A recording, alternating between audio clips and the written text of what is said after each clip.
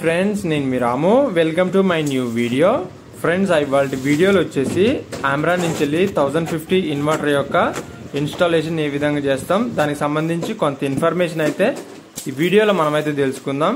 Battery యొక్క packing open చేయగానే బ్యాటరీకి సంబంధించిన కొన్ని ఫిట్టింగ్స్ అయితే ఇందులో ఉన్నాయి. వాటర్ లెవెల్ ఇండికేటర్లు అయితేంది, టర్మినల్స్ యొక్క నట్ బోల్ట్లు అయితేంది, టర్మినల్స్ కి పెట్టే గ్రీజ్ అయితేంది, కొంత అయితే మనకి దాంట్లో పంపించడం అయితే జరిగింది అనమాట. ఇవి అలానే ఈ బ్యాటరీకి సంబంధించి మనం చూసుకున్నట్లయితే దీని యొక్క కాస్ట్ వచ్చేసి మొత్తం కూడాను 18,500 అయితే పడింది. లో బ్యాటరీ కాస్ట్ వచ్చేసి ఏమో 12,000 పడింది. అలానే ఇన్వర్టర్ కి సంబంధించిన కాస్ట్ ఏమో 7,000 అయితే పడింది. మొత్తం 18 చేంజ్ అయితే వచ్చింది మనకి.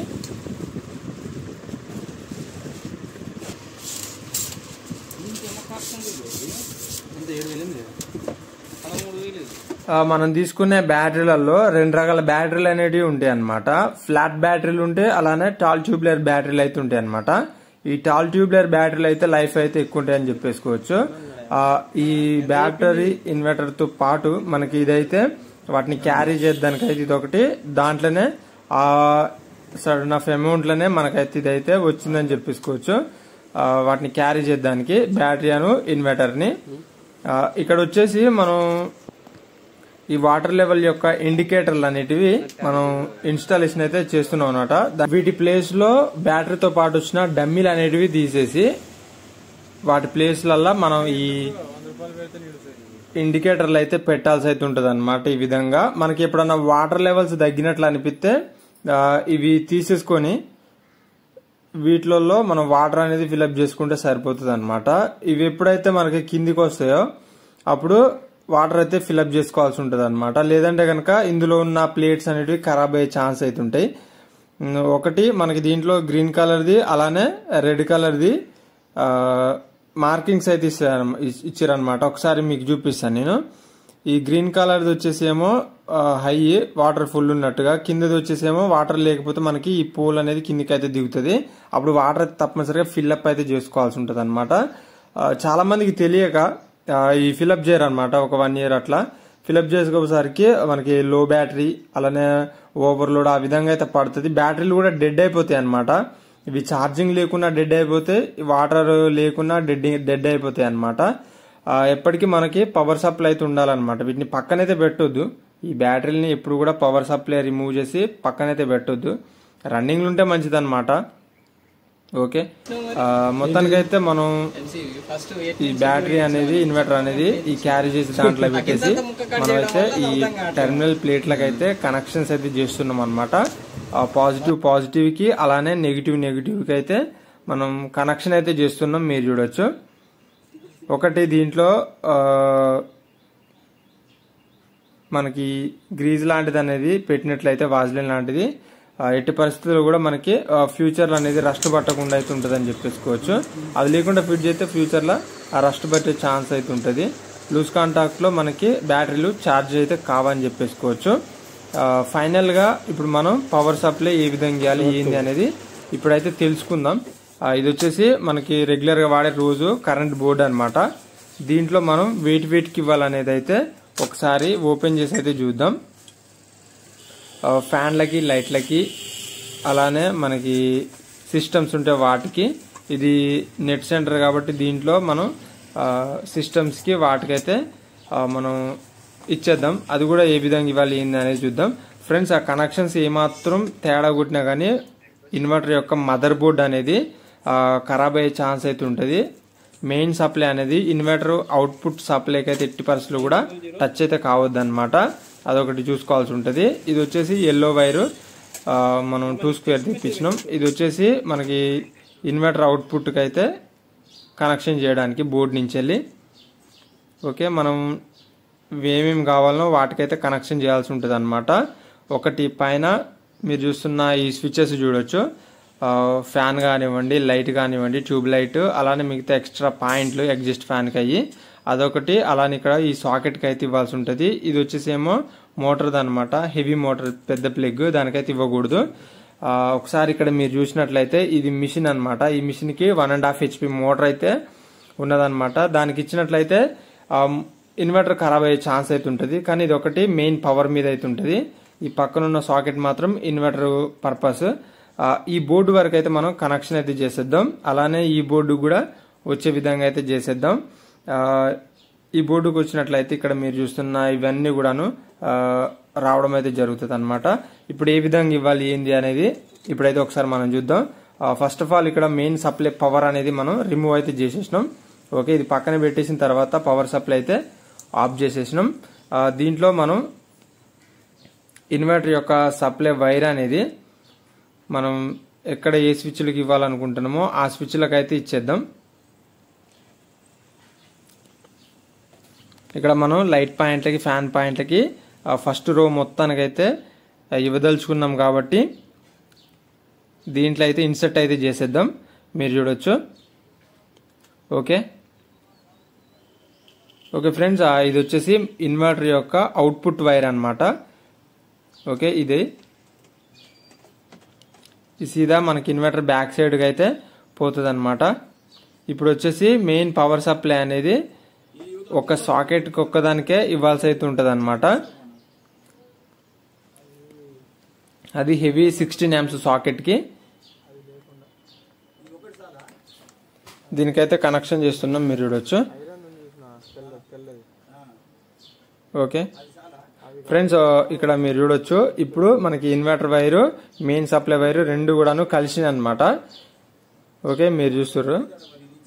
ఈ కలిసిన దాన్ని మనం ఏం చేయాలంటే దేని దానికి డివైడ్ చేయాలి కాబట్టి మధ్యలో ఒక కత్తెరతోటి మనం దాన్ని అయితే కట్ ఆఫ్ అయితే చేస్తున్నాం. మీరు చూడొచ్చు. ఎట్టి పరిస్థితుల్లో ఈ రెండు కూడా అటాచ్ కాకూడదు అనమాట. మనకి ఎన్ని బోర్డులు ఉన్నా సరే ఈ విధంగానే వర్క్ అయితే చేయాల్సి ఉంటుంది అనమాట. ఇన్వర్టర్ సప్లై అలానే మెయిన్ పవర్ సప్లై అనేది డివైడ్ అయితే చేయాల్సి ఉంటుంది. న్యూట్రల్ మాత్రం అన్నిటికీ ఒకటే న్యూట్రల్ అయితే ఉంటుంది అనమాట. మీకు అర్థమైంది అనుకుంటున్నాను నేను చెప్పే ప్రాసెస్ అనేది. ఓకే, ఇన్వర్టర్ సప్లై కొన్ని స్విచ్లకు ఇచ్చినాం, అలానే మెయిన్ సప్లై అనేది ఒక సాకెట్కి అయితే ఇచ్చినాం అనమాట, హెవీ సాకెట్కి. ఓకే, ఇది పర్ఫెక్ట్. నెక్స్ట్ వచ్చేసి మనం 3 pin టాప్కి అయితే ఇన్వర్టర్ వెనక పెట్టే ప్లగ్ ఉంది కదా, దానికైతే కనెక్షన్ చేసేద్దాం. ఓకే, ఈ వైర్ అన్నమాట. ఇన్వర్టర్ బ్యాక్ సైడ్కి ఈ ప్లగ్ అయితే పెట్టాల్సి ఉంటుంది అనమాట. ఇన్వర్టర్ నుంచి వచ్చిన అవుట్పుట్ అనేది లైట్లు ఫ్యాన్ వెలగడానికి తిరగడానికి ఇది మనం పెడుతున్నాం అనమాట. ఇప్పుడు అలానే ఇన్వర్టర్ ఛార్జ్ అవ్వడానికి కూడా మనం పవర్ సప్లై అనేది తీసుకోవాల్సి ఉంటుంది. అది కూడా ఇప్పుడు మీకు చూపిస్తా. ఇన్వర్టర్ యొక్క 3 pin టాప్ అయితే కనెక్షన్ చేసినాం. ఇది వచ్చేసి ఏమో మెయిన్ పవర్ కార్డు, ఇన్వర్టర్ యొక్క పవర్ కార్డ్ అనమాట. దీంట్లోకి వెళ్ళి మనం ఇచ్చినాం. ఇది మీరు చూడొచ్చు ఇందాకది. అలానే ఈ బ్లూ వైర్లు ఒక్కసారి మీరు చూసినట్లయితే ఫేస్ న్యూట్రల్ వైర్లు వచ్చేసి ఎస్ఎస్ కమాండ్కి అయితే కనెక్షన్ చేసినాం. దాని నుంచి వెళ్ళి ఈ బ్లాక్ కేబుల్ ఇన్వర్టర్ కేబుల్ అనమాట, ఛార్జ్ అవ్వడానికి. ఓకే, ఈ ఛార్జ్ అయ్యి మనకి అవుట్పుట్ అనేది ఈ ప్లగ్ ద్వారా ఈ బోర్డులకు అయితే వెళ్ళిపోయి మనకి పవర్ సప్లై అయితే రావడం జరుగుతుంది. ఓకే, ఈ ప్లగ్ బీకేసినట్లయితే మనకి సప్లై అయితే ఛార్జింగ్ కాదనమాట. ఓకే, పవర్ సప్లై అయితే ఇప్పుడు ఆన్ అయితే చేసేసినాం. ఒక్కసారి ఈ ఛార్జింగ్ అవుతుంది, మీరు ఒక్కసారి గమనించవచ్చు.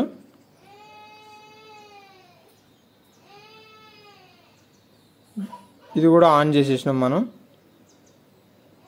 ఒకసారి బ్యాక్ సైడ్ ప్లగ్ అయితే పెట్టేసేద్దాం. ఇందులో ఉన్న లైట్లు కానివ్వండి, ఫ్యాన్లు కానివ్వండి, అన్నీ కూడా మనకి ఏ విధంగా తిరుగుతాయా. వైరింగ్ ఫాల్ట్ ఉంటే ఎమ్మటే ఎంసీబీ అయితే ట్రిప్ అవుతుంది back side, inverter back side. అట్లా కంటిన్యూస్గా ఏమైనా ట్రిప్ అయింది అనుకోండి, ఇన్వర్టర్ యొక్క మదర్ బోర్డ్ అయితే ఎమ్మటే ఖరాబ్ అయ్యే ఛాన్స్ అయితే ఉంటుంది అని చెప్పేసుకోవచ్చు. ఫస్ట్ ఆఫ్ ఆల్ మనం ఫేస్ న్యూట్రల్ అనేది ఫస్ట్ చెక్ చేసుకోవాల్సి ఉంటుంది, ఆ పవర్ సప్లై అనేది. ఓకే, మనం పెట్టగానే పవర్ సప్లై అయితే వచ్చేసింది, మీరు చూడొచ్చు. మ్యాక్సిమం ఒక 1 అవర్లో మనకైతే ఇదంతా వర్క్ అయితే కావడం జరుగుతుంది. ఒక 2-3 గదులు ఉంటే టైం టేకింగ్ ప్రాసెస్, కానీ ఇలాంటి చిన్న చిన్న షాప్లలో చేస్తే తొందరగానే అయిపోతుంది. మొత్తానికైతే ఫైనల్గా అయితే వీడియో ఇది మీకు అయితే అర్థమైంది అనుకుంటున్నా. మనం ఫేస్ వైర్ అనేది అవుట్పుట్ నుంచి వచ్చింది, స్విచ్లకు ఇచ్చినాం. ఇది వచ్చేసి ఏమో ఎర్త్ వైర్ అనమాట, మీరు చూడొచ్చు. అలానే ఇవి రెండు వచ్చేసి ఈ ఎస్ఎస్ కమాండ్ పోయిన ఫేస్ న్యూట్రల్. ఇది ఎర్త్ వైర్ అయితే ఎర్త్ కనెక్షన్ చేసినాం. ఓకే, ఏమన్నా ఉరుములు మెరుపులు పడ్డప్పుడు మనకి ఏమన్నా ఇబ్బంది అవుతుందా అన్న ఉద్దేశం మీద ఇది కూడా ఫిట్ చేసేసినాం. ఫైనల్గా అయితే మొత్తం అంతా క్లోజ్ అయిపోయిన తర్వాత ఆ వీడియో అయితే ఇది ఫ్రెండ్స్, మీరు చూడవచ్చు. మనకి సిస్టమ్స్ కానివ్వండి, అలానే ఎగ్జిస్ట్ ఫ్యాన్, లైట్లు, ఫ్యాన్లు అన్నీ కూడా ఈ విధంగా అయితే రన్ అవుతున్నాయి. దీనికి సంబంధించి మీకు ఏమైనా డౌట్స్ ఉంటే కింద కమెంట్ సెక్షన్లో కమెంట్ అయితే చేయండి. ఇక్కడ ఇన్వర్టర్ యొక్క ఎస్ఎస్ కమాండ్ మీరు చూడొచ్చు. మనం ఆఫ్ చేసినట్లయితే ఇన్వర్టర్ యొక్క ఛార్జింగ్ కట్ ఆఫ్ అవుతుంది. కట్ ఆఫ్ అయ్యి మెయిన్ ఇన్వర్టర్ మీద అయితే యూపీఎస్ అనేది ఆన్ అవుతుంది, మీరు చూడొచ్చు. యూపీఎస్ ఆన్ కాగానే మనకి ఇన్వర్టర్ మీద రన్ అవుతున్నట్టు లెక్క. కరెంట్ వస్తే మళ్ళీ స్విచ్ చేద్దాం. మళ్ళీ స్విచ్ చేయగానే ఛార్జింగ్ అవుతున్నట్లయితే మనకి మెయిన్ కరెంట్ మీద రన్ అవుతున్నట్టు లెక్క. ఓకే, ఇప్పుడైతే మళ్ళీ స్విచ్ అయితే ఆన్ చేసేద్దాం. ఓకే, మన స్విచ్ ఆన్ చేయగానే మీరు చూడొచ్చు ఈ విధంగా అయితే మనకి పవరు పోయినా పవరు వచ్చినా కానీ ఏమాత్రం కూడా అర్థం కాదనమాట. ఈ విధంగా అయితే ఉంటుంది మొత్తానికి.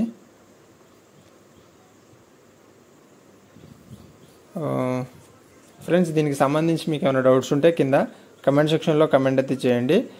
మీకు ఏమైనా వీడియోస్ కావాలన్నా కమెంట్ రూపంలో తెలపండి. వీడియో నచ్చితే తప్పకుండా లైక్ చేయండి, షేర్ చేయండి, సబ్స్క్రైబ్ చేయడం మాత్రం మర్చిపోకండి ఫ్రెండ్స్. ఇలాంటి మరిన్ని ఇన్ఫర్మేషన్ వీడియోస్ కోసం మన ఛానల్ని చూస్తూనే ఉండండి. Thanks for watching.